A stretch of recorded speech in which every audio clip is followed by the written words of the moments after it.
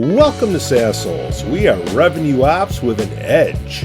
With decades of making interesting decisions, Jamie, Jason, Marcus, and Pete are dedicated to helping aspiring sales leaders accelerate revenues with our no BS approach to sales leadership strategies and tactics. Our show is supported by viewers and listeners just like you on patreon.com/SAASholes. Brent Keltner's Winalytics Revenue Acceleration Playbook Masterclass. In only 8 weeks, help your sales and go-to-market teams start to build the mindset and skills needed to succeed in a new buyer environment. Weeks 1 to 3, read the book and learn a new approach through 20 successful company stories. Week 4, all go-to-market team kickoff and receive self-reflection questions and mindset self-assessment. Weeks 5 to 7, collaborative sessions with prospecting, sales, and customer success on the shared journey to a new mindset. Week 8, all go-to-market team presentation and discussion. Winalytics, build the revenue organization you want. Request a free 60-minute growth consultation at winalytics.com. Ask for Brent and say Big Pete sent you. But it will be, because I can't imagine Google's going to let this one get ahead of them. Right. This is an arms race. Well, it's an arms race, and we have to see who is going to be more open than the others. Who's going to have the product-led growth to lead the way? Yes, and I think that this kind of gives a rewriting of the rules a possibility, because we just don't know what it's capable of. And if you ask it the right questions, it can come up with some spectacularly good answers. So one of my favorite pastimes at the moment is to build the prompt backwards from the job to be done. But then reverse engineering. Yeah, reverse engineer from the outcome. Reverse prompt engineering. Yeah, no, absolutely. You reverse prompt engineer, and then what you do is you apply disciplines. So, for example, you apply an overlay of customers, and you describe them and their context. Yeah. Okay, and you you have it talk to you about their likely reactions and responses. So you build it all out from the customer. Then I like to have panels. So I have an investor panel. So my investor panel is made up of the likes of ICANN and Charlie Munger and Gates and what's his name? Bezos? Very famous one, Buffett. Buffett, okay. And I have them rip my proposition to pieces. And once I've done that, then I start to create my marketing content. Got it. Carney, we're talking about graphics. Marcus, why don't you pull up what you got on Bing? What is it again? Bing what? So it's bing.com/create. And it does really well when you type in just a couple of ideas or concepts. So this one was the concept of exploding raw. And then it gave me this one. And then it gave me this one. Sorry, I've already shown you that one. That was the wrong one. That. And the reason why this is so amazing is, wait, Dall-e, you pay $15 and you get credits, and you try to enter in the same information, doesn't even come close. No. On Discord, you're using an Imagine prompt and you pay $10 a month, and you can get a picture like that, but it takes you 4 or 5 different prompts to get to it and adjustments. And Marcus is blowing my mind literally with what Bing has here. And Bing is Microsoft, right, Marcus? So yeah, they're ahead. And the other thing, if you want real-time data, just go to Google on Bard and start off there, and then move to your other platforms, if you're not getting the output that you want. The beauty is you can have real time. It's all there. I guess if you're a graphics artist, I sent you notes before the show that said what jobs are going to get disrupted and what opportunities will be happening in the future. I think the mid-level graphic artists are going to have a little bit of a rough go, but some of the other jobs, I think the marketing agencies are really going to have a tough go. I've got a client who took the work from his SEO agency, and he prompted GPT. He's got 400% higher close rate, so actual conversion into cash, by using GPT over the agency. And he owns those assets. Which is a huge key. That's something huge right there, is when you're working with an agency, everything that they do, you're renting from them. For the most part. He's 600% ahead of the market. Well, hopefully it's not the law of small numbers. But sorry, say again? Hopefully it's not the law of small numbers. I don't think it is, because I see lots of people applying this stuff well, but they are little pinpricks of light in a swamp of darkness, because most people are butchering this stuff, and it's horrifying. Well, Financial Times came out with a pretty nifty article. AI executives warn its threat to humanity rivals pandemics and nuclear war. And they talk about how AI is going to affect things. And I'm sure we've seen all the different headlines out there. But, it's talking about job loss.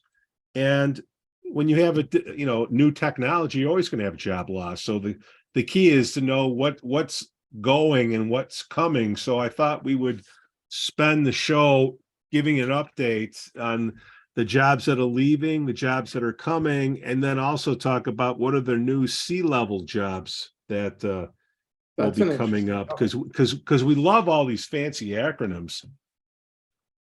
Does that sound like a plan, gentlemen? Absolutely. So should we do the negative first, the positive first? Should we say the jobs that are leaving? SaaS companies. Positive or negative? They will negatively impact. Negatively, yes, negatively. Okay. Data entry clerks, 1. Telemarketers and customer service reps. Manufacturing workers, retail cashiers, bookkeepers, 5. Transportation delivery jobs, warehouse workers, fast food workers, 9. Administrative assistants, 10. Construction workers. I'm like, how does that work? So they're saying some of the more routine tasks in construction, like bricklaying or concrete pouring, are starting to be automated. Well, a lot of those are being replaced, if we're being honest, by digital printing. Amazon has already moved into that space. They've been building and prototyping digital bathrooms, which are printed as complete units and then shipped off to hotels. And they've been doing that for years. So with the advent of AI, the potential to now design on the hoof and then build samples and prototypes at ultra low cost.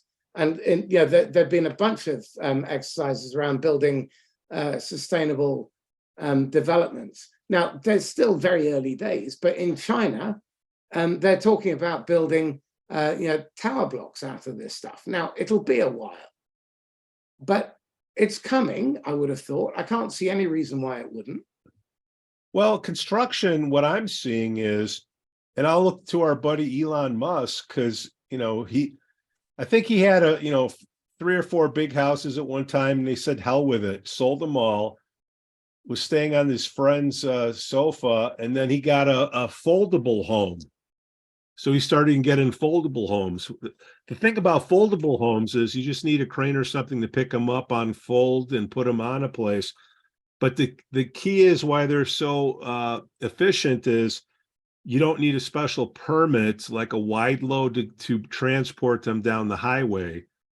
They're 8 foot across or whatever it is. So you just have these, you get a concrete slab and you put these sectional pieces up and unfold and you're done. So like Marcus, you're saying, you can just go in and say, I would like to have this, this, and this. Okay, great. 3D print, whatever it is, and then bam. So construction. You guys make it seem so easy. There's also plumbing. Well, unless you're living in an outhouse, Pete. Well, like we Just said, the negative is, why do you need to put up latrines. studs and drywall? But there could be jobs and it might be automated, where you need to plumb and you need to put electricity into an area, depending how far off you are. Customizations. No one, people are going to want to customize it to their own nature. So I mean, if we're really thinking ahead, about 4 months ago, they landed that rocket or that missile on the asteroid. You remember? What movie was that? It wasn't. It was real. About 4 months ago, it was all over the news, and they managed to hit it from hundreds of thousands of miles away at pace, and that wasn't really about proving the engineering. That was preparing the way for mining asteroids. Think about what that means, the ubiquity of supply of materials that the universe provides. Whoever can crack that? And that's the race that we're really trying to deal with. There is actually a very strong argument that World War III has already started between China and America in space. Yeah. And then there's revenue operations. And then there's revenue operations. But the reality is, this stuff is going on in the background. Okay. Yeah. And that's the direction the bigger thinkers are heading. And that's where everyone else will follow eventually. Musk has created, whatever you think of him, he created a couple of pretty impressive markets in the same way that Jobs did. They've come in, they've disrupted. But this is no different in terms of the way human beings are reacting to it, to the spinning Jenny. We had the Luddites come out and break those things and destroy factories and burn things to the ground, and because we fear the change. And what we really fear is the uncertainty. So in terms of RevOps, I've been really thinking deep about this.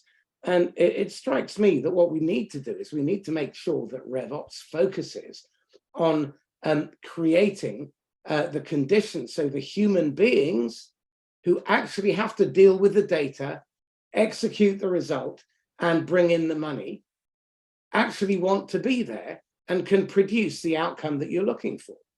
And this is where the AI really comes into its own. It's in us helping to redesign the revenue operations function and everyone who touches the customer. That's my take on this. I think it's a brilliant opportunity.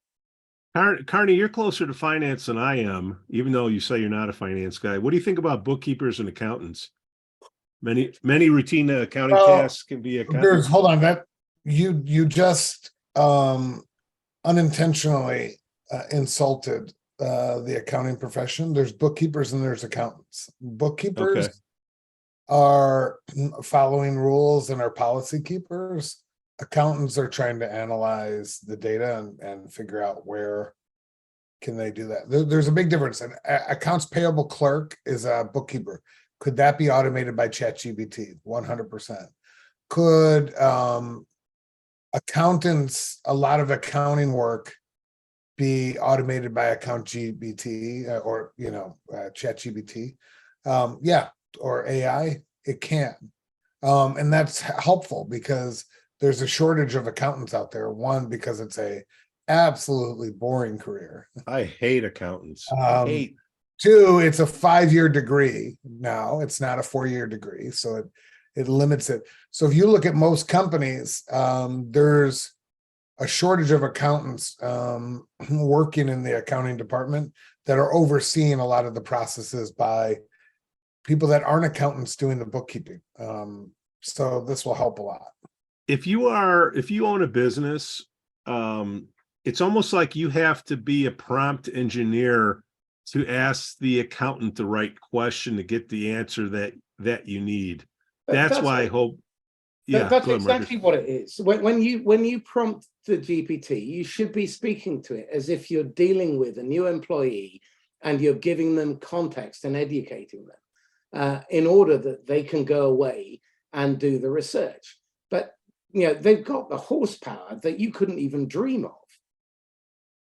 I mean, I put together a 120-day onboarding plan for a pal of mine who's just got a new job.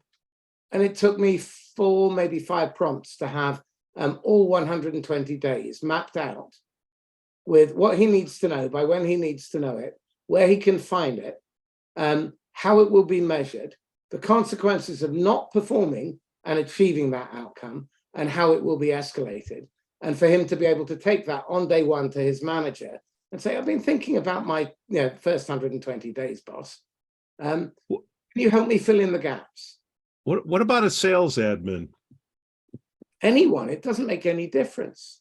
Like, why would you need a sales admin? I remember back in the day, you would farm this stuff out. Hey, schedule this, book this event, and manage a calendar. I think admins in general, I need an executive admin. I should look at artificial intelligence. Okay, why? Why do you need an executive admin, Carney? I need one because I am overscheduled, and I need someone to sort of help me. Wait a minute. Do you have an online scheduling system? Pete, there are constant requirements. Overrides? There's constant requirements of my time. And I am not good at being succinct. And therefore, I fall behind on meetings a lot because I can't seem to ever end a meeting on time when I get invited. See, it's a catch-22 again, Carney, because if you build such a good system, because you're a good leader, they don't need you anymore, then, we'll edit that out in post. But but seriously, the admins, I can't see why you would need. Well, but why don't they just adapt? We still need administration. And the idea of me trying to program workflows into any form of AI, even telling it what to do, is just insane. Because my mind doesn't work like that. I need other people to do that. And that's what virtual assistants are doing. But VAs are adapting now. They're now becoming significantly more than just PAs. They are marketers, they're RevOps, they're tech stack builders, they're growth consultants, they're database builders and cleansers. They do all of that stuff. And that a lot of it is automated, but you need to have a liaison at this stage because the interface isn't there yet. And until the interfaces are there, you need a human being as the go-between. I'm going back in time to when we had a big head count. We're talking 800 people or so. So an admin can handle a certain amount of groups, back then. So you have, let's say, 4 or 5 admins, and then you would have one head admin.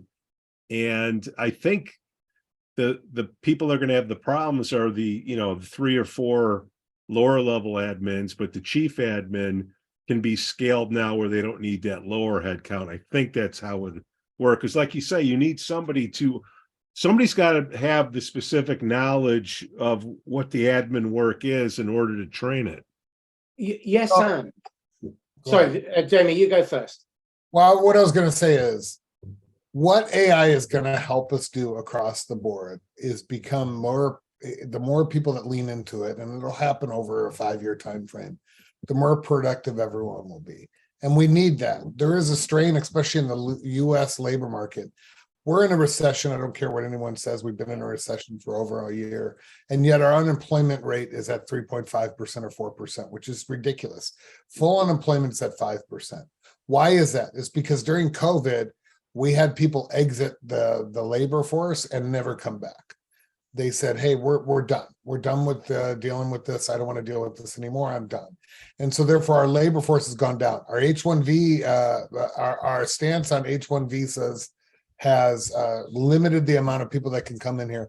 And we limit the skill sets that are out there for people to, we do not have the right skill sets to fill the jobs that constantly go unfilled in the US today. What's going to happen with all of this AI, it's going to make everyone more productive so that we can do more with less, but essentially there is such a strain on every person that's in the US that's in a valuable position. They're going to have to use this account or this AI to help them scale themselves and scale other people within their organization. Well, I'm going to build on that because this is really important. I think we've had the confluence of lockdown and the pandemic, which has driven digitization forward 10 years. Just jump-started that. It also forced people to learn how to work remotely, and that the world is a very small place now.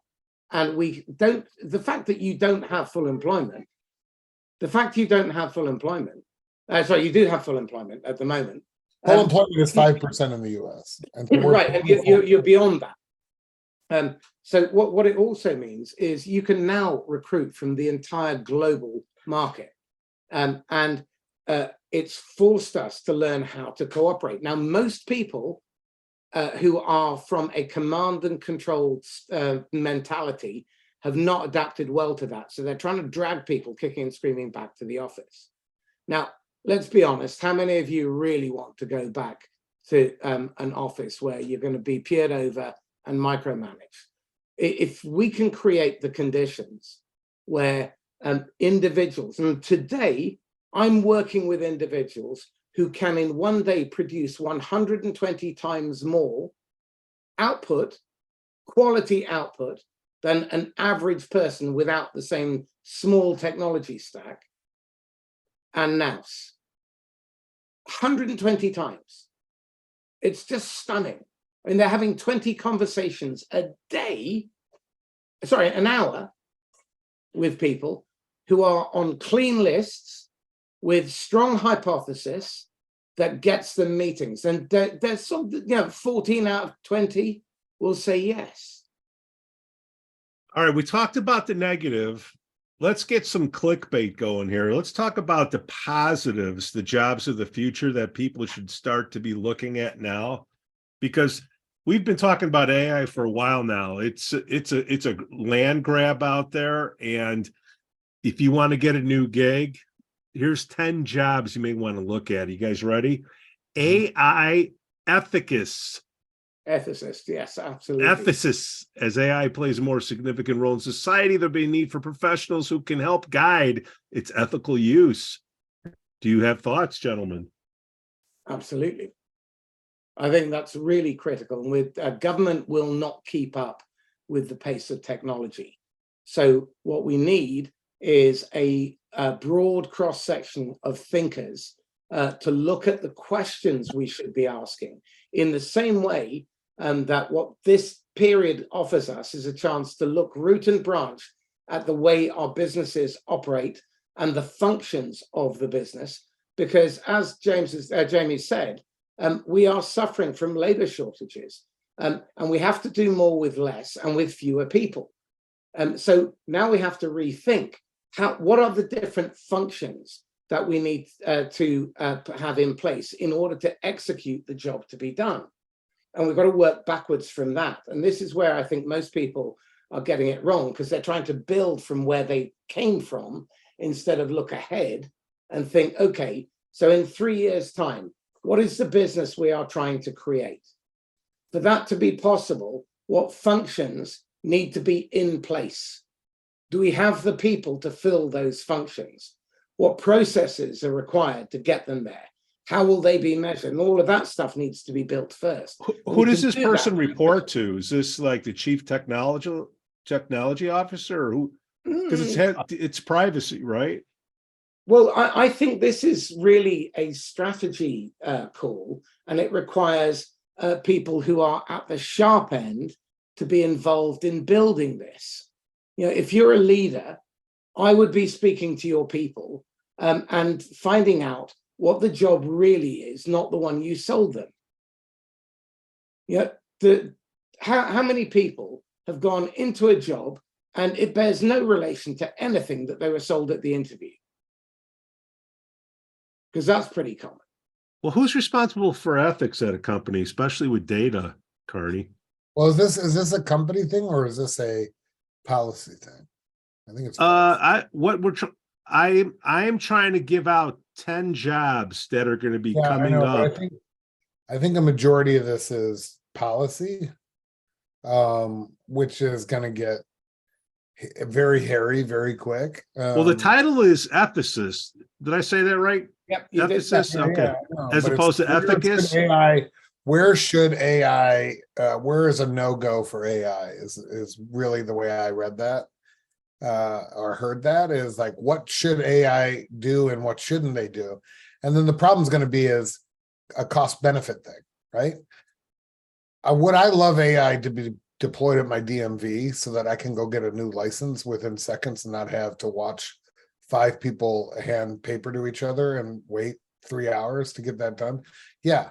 But guess what? The policy is going to be like, we can't do that because that would eliminate, one of the largest functions of the largest employer in the US. The title is ethicist. Who is this person going to report to? Well, I think ultimately the chief executive should be accountable, and the people responsible for the execution are going to be finance, because how they measure and how they compensate will drive the behavior.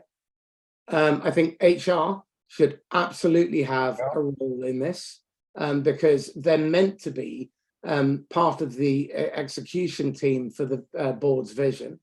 I think operations absolutely has to be involved, and customer success has to be involved. And sales, you can't not involve all of these people in the discussion. The person who will ultimately be, whose head will be on the block for it, is the person who is responsible for the behavior of everyone in the organization. Here, I'll ask an easier question, guys, because you're not giving me an answer. Who handles privacy concerns at a company? Is it legal? Legal, CTO. We have a company secretary function that might cover it over here. Carney? CIO, CTO. Okay, thank you. AI trainers, that's going to be a big one, which is basically starting with a question and getting a wrong answer and then correcting the question so you get a less worse answer. Is that what an AI trainer is? Don't know. Prompt engineer? I think an AI trainer will become a machine, because it can do it probably a lot more effectively. Once you give it the data set, then why do you need a human being to do it? Well, I think you need a human being to oversee it. To start with, yeah. Yeah, to start. Refining data that AI learns from, because there has to be one input that goes in there that matches. If you ask each C-level at the company, the question, it has to be the same answer going out, I guess. Oh, the third one is AI Explainability Specialist. What the hell is that? As AI decisions become more complex, it may be necessary to have experts who can interpret and explain the model's outcomes, especially in critical areas like healthcare or criminal justice. So, in all honesty, probably beyond the scope of any of us to really understand. Yeah. We'll go past that one unless we're only marketing and sales. AI interaction designers, interfaces, interactions between humans and AI. Well, you only have to look at how shitty they are at the moment, but that's a design role. That's designers shifting into that. And this, a lot of the fury around it, I think, is what comes along with new technology. I remember when the internet arrived and all the hype, and we were expecting the high street to disappear. It took another 20 years before they managed to kill themselves off. We don't learn quickly. And I think what happens is people adapt, and there will absolutely be losers. There's no question. But there will also be winners. I mean, our grandchildren will probably be asteroid miners. They'll be out in space mining gold and platinum and titanium and weird rare earth metals. Then we flooded the system and the value goes down. Who knows? All right. I mean, it's going to be a brave new world. And what we need to do is not think about it through the lens of where we've come from, but what are the conditions we want to create in the future? And for that to be possible, what functions do we need to have in place? And then build jobs from there. Yeah. Look, I'm looking in the crystal ball, which tomorrow it'll be cracked. So Yep. I got to talk quickly. But this is the latest thing that's popping up. So AI maintenance and support. So what's different than managing servers now, or the chips? Right? It's just up. There's nothing too crazy about that, right? No. Okay. Data privacy managers. How is that different from an AI ethicist? These guys will be crucial to ensure compliance with regulations and maintain public's trust. This is a pain in the ass in Europe, right? What's that thing you have to do in Europe? GDPR. Yeah. Do you see anything?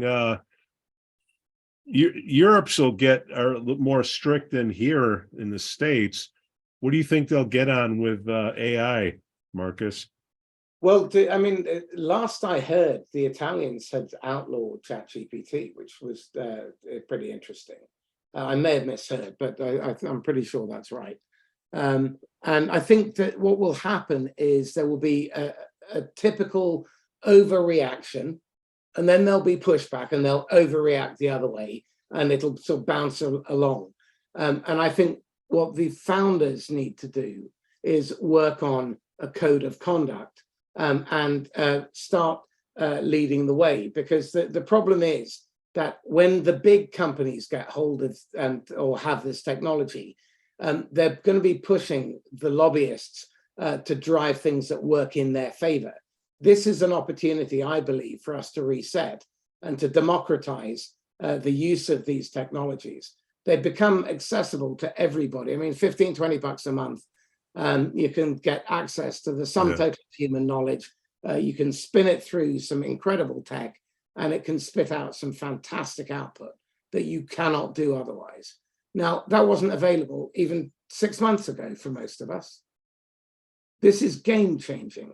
So let's take advantage of it and stop faffing around thinking in the old ways and start thinking, what do we want to create? If I want to create a really effective, sustainable business with the fewest number of employees who are gainfully employed, doing work they love, that they consider to be meaningful and important for customers who love them and bring their wealthy friends.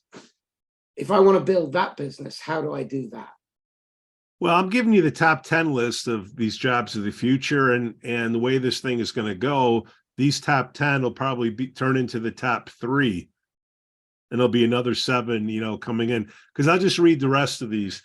AI-based healthcare providers, so doctors. Yeah, that's definitely on the up, without question. You're already seeing telemedicine and the ability to do remote operations. And for having a supervisor supervising brain surgery with a novice, and the AI being guided by the professor remotely. It's just stunning. Well, I mean, you can get a knee replacement with a robot, so I don't want to mess with the head just yet. AI application specialist. That sounds like IT to me. Well, again, a lot of marketing agencies are moving into that space. I had a conversation only this morning with a guy who specializes in this, and the stuff he's doing, breathtaking. And then number 10, personalized learning facilitators and coaches, which I guess is us. Yeah. More personalized education, need for human facilitators to guide learners in maximizing this new experience. Okay. So the next thing is, what are the new C-level positions that are going to be coming out there? There's already a chief data officer, Carney. Is that true? Yep. That's been around for a while. Right? Especially the bigger companies, right? Chief privacy officer. That's been around, or is that legal? Well, is it legal or is it marketing?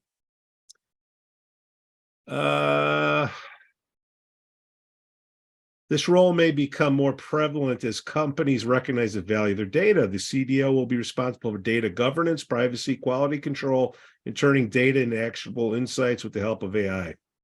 Well, I think the chief data officer may well be a future pathway to the CEO.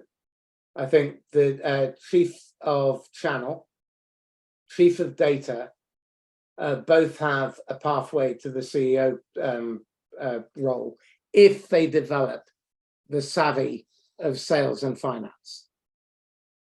They have to develop that. Are you ready for this one? CAIO, Chief Artificial Intelligence Officer. Is that going to be you? Come on, Carney. You're a CIO. Why do we have to create C-level for everything these days? You know, like Chief Revenue Officer? Yeah, I mean, it's just like, guys, these are called functions of a company. Hey, there's artificial intelligence. Do we really need a C-level artificial intelligence officer? It just makes no sense to me. Well, so if there's a chief artificial intelligence officer, do all these jobs go underneath him? Yeah. Her. Sooner or later, you got too many chiefs, right? Not enough Indians. How many chiefs should you have? Chief privacy officer. I know bigger companies have it.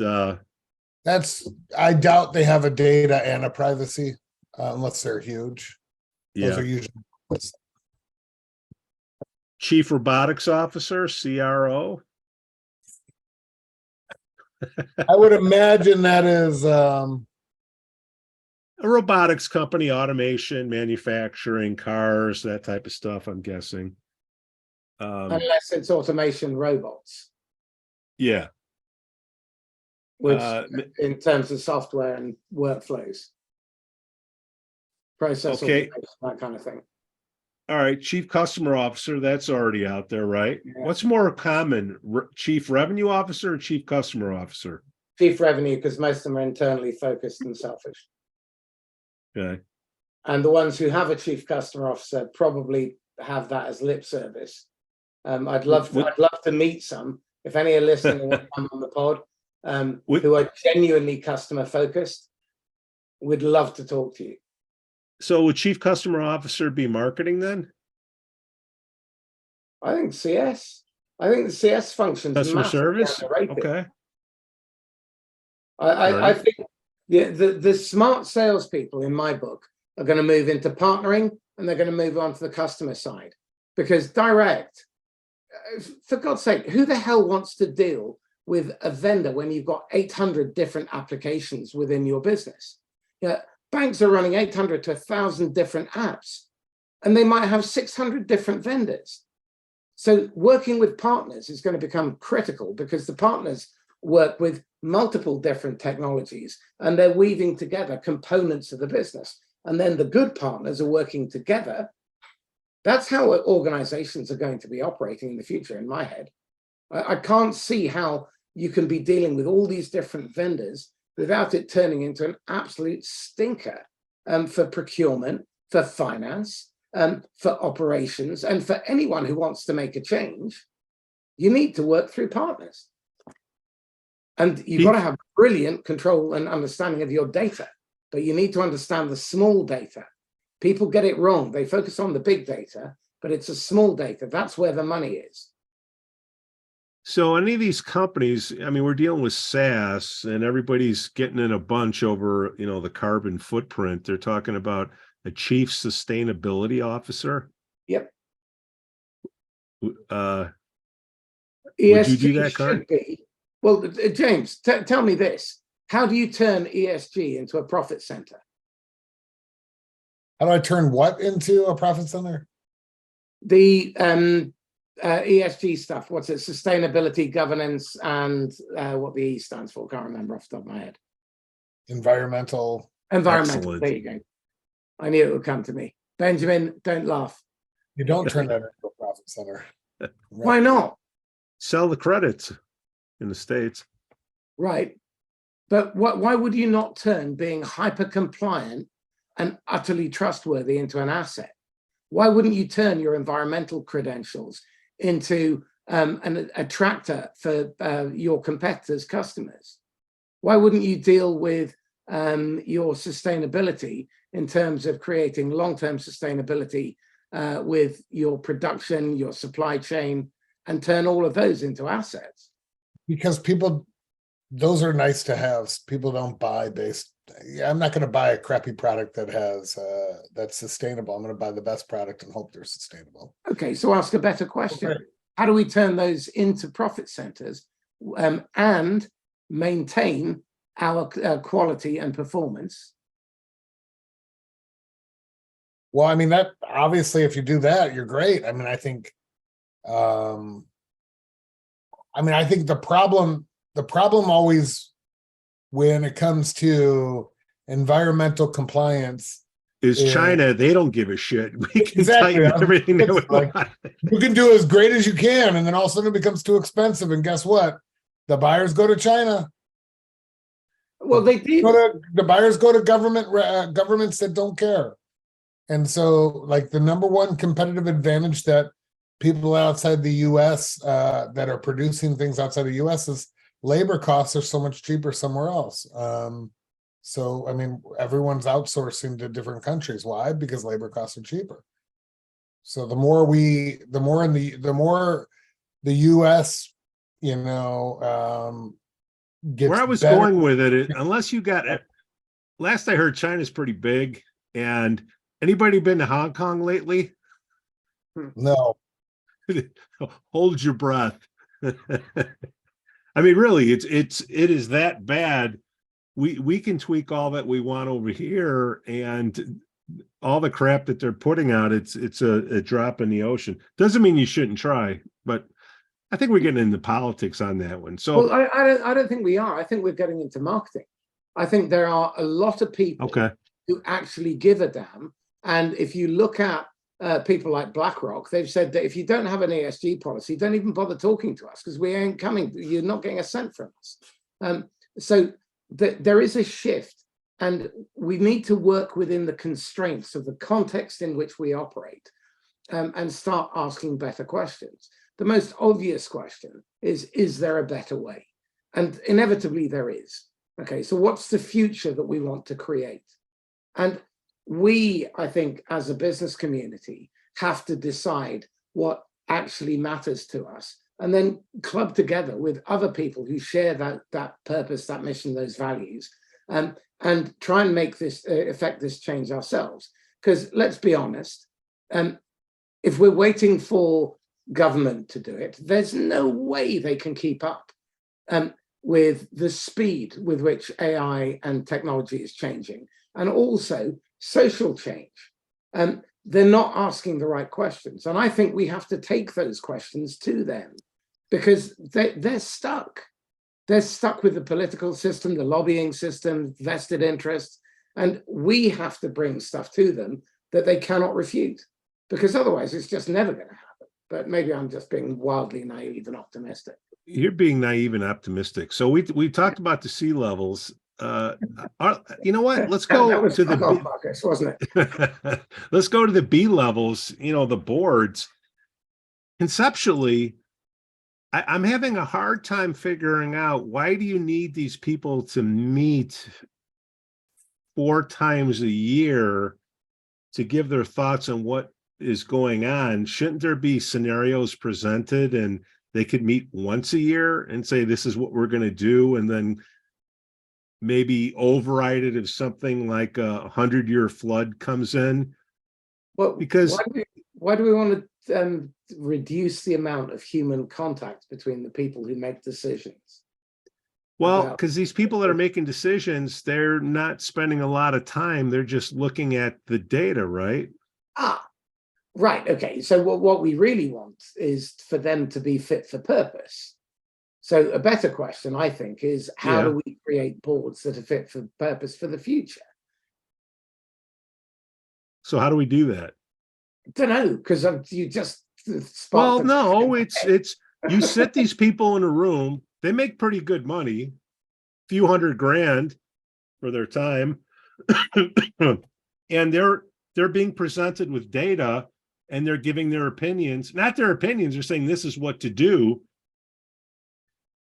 And again, I'm trying to, maybe I'm being too simple with it, but I don't know how many different scenarios that could come into play. But the reason why this wouldn't work is it's hard to say when to add headcount. It's easy to say when to get rid of headcount. And you can't narrow down these people based on market conditions or profit margins. It's just like, oh, wow, let's do a layoff, see what the numbers are. Oh, do another layoff. Well, I agree that that's the way things are.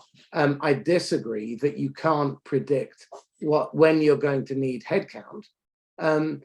If you have a really good, robust plan and you have 3 or 4 lines of pursuit that the business has identified and as the bets that you're going to place that will take the business to where you want to go. The right people are in charge of leading those charges, and you work in short sprints so that you're checking to make sure that you're advancing and you're moving towards the goal or the job to be done. Then all of that stuff absolutely can be predicted and planned. And in fact, it's a necessary part of that planning process, because if you know what business you're going to become in 3 years' time, you need to know what functions you're going to need 3 years ahead, 2.5 years, 2 years, 1 year, and so on. And then you're going to need to know when you're going to have the money to pay for them. And then you're going to have to start building the bench. And my clients are building the bench anything up to 6 to 36 months ahead of when they need to recruit someone, so that they've got 7 candidates lined up, all of whom can do the job and want the job and are ready to accept an offer if their circumstance suits them. Carney, do I have my head in the clouds, like with the boards?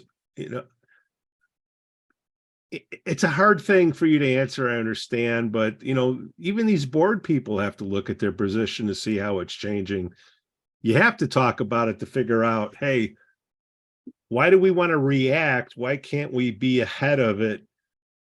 Look, there's 2 ways a business can go, up or down, or maybe 3, sideways. But what do we want to do if sales is this? What do we want to do? Are there just too many scenarios that we can't just say, how do we want to act at this time of the year? All right, so there's a couple of things with boards, right? One, why are you on a board? Because you either have invested in the company, or you have, if you get invited to a board, you have the experience that you can draw on.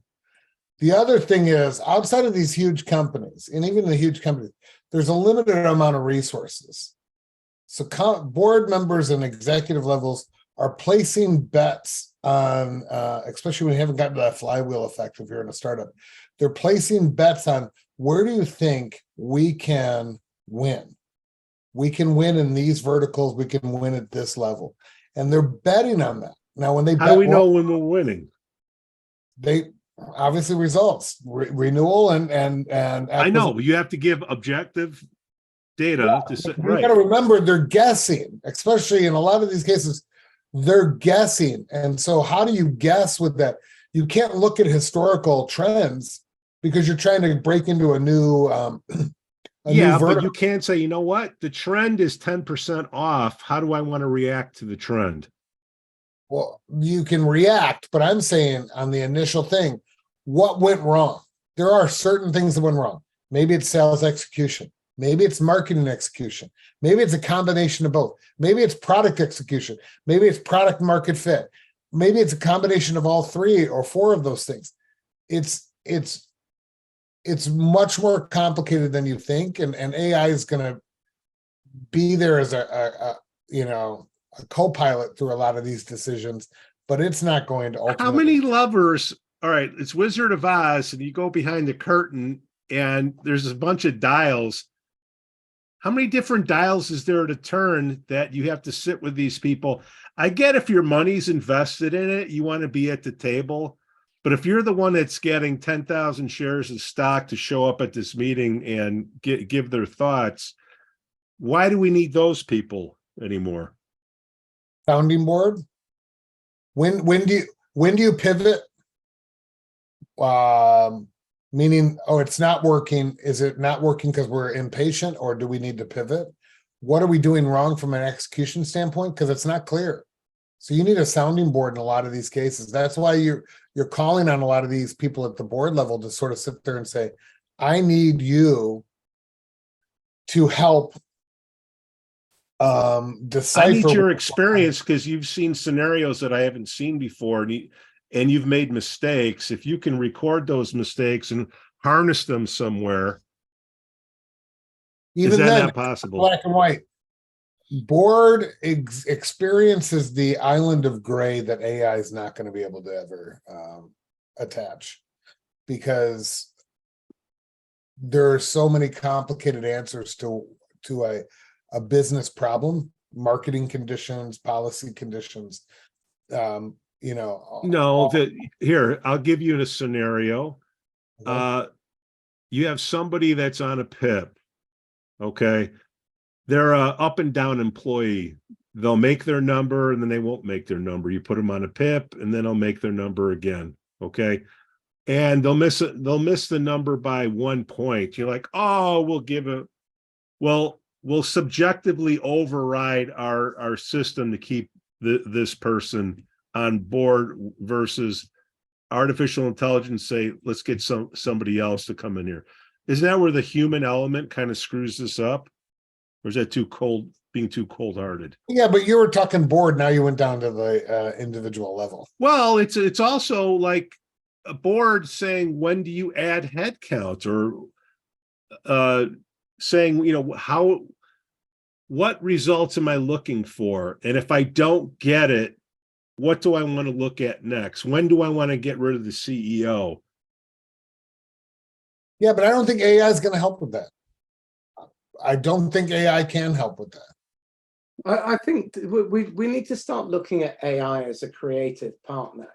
I think boards should be using it in order to help them look around corners and to try and scenario plan. The technology is now out there to be able, for example, to map any changes within your own operation and see what other moving parts are going to be impacted. These are the kind of decisions that boards are going to be making in terms of policy, process. They should be using it to inform them, because at the moment they're working off largely spreadsheets and limited sets of data, and then they're making really important decisions without having all of that background. And here's the number one decision that the boards screw up, guys, is they say you got to grow by this amount. Okay. Right? You just have to. Why? Well, we looked at the spreadsheet or what. Sometimes they'll add a couple points just because you might miss, right? Yep. So would AI do that? Because it's not likely. But and then it's how you program the prompt. Yeah. But again, I think what we have to do is we've got to start standing up to them and saying for a second, well, hang on. If you're going to increase our target by 100% or whatever ludicrous number you've decided to throw our way, show me the evidence based on the territory and our CRM data. That ain't never going to. Precisely. Well, the AI can give the managers and the leaders the insight that they need to prove that it's impossible. If you tell me to go out and find another 30% in that territory, it just ain't there. So your numbers are out, and whatever you're forecasting to the rest of your investors, it's going to be wrong. So let's go back and revisit, and we can use this to challenge. I've got a client who's done this. In fact, he's managed to get a massive promotion off the back of doing it, because we use the AI to build the business case and then frame it in the language of the board. And he's now got a 2-year moratorium to build a new business function, because it's a big organization, and they're willing to invest 2 years to get this right. We're placing bets on the future, so we know we're wrong. We're taking guesses. This thing is being developed as we speak, and it is fun to make these guesses and what we think is going to happen. Marcus Cauchi, Jamie. One thing to add there is the Google CEO said over the weekend in the Wall Street Journal. I don't know if you guys read that at all. Did not. Tell us. He said that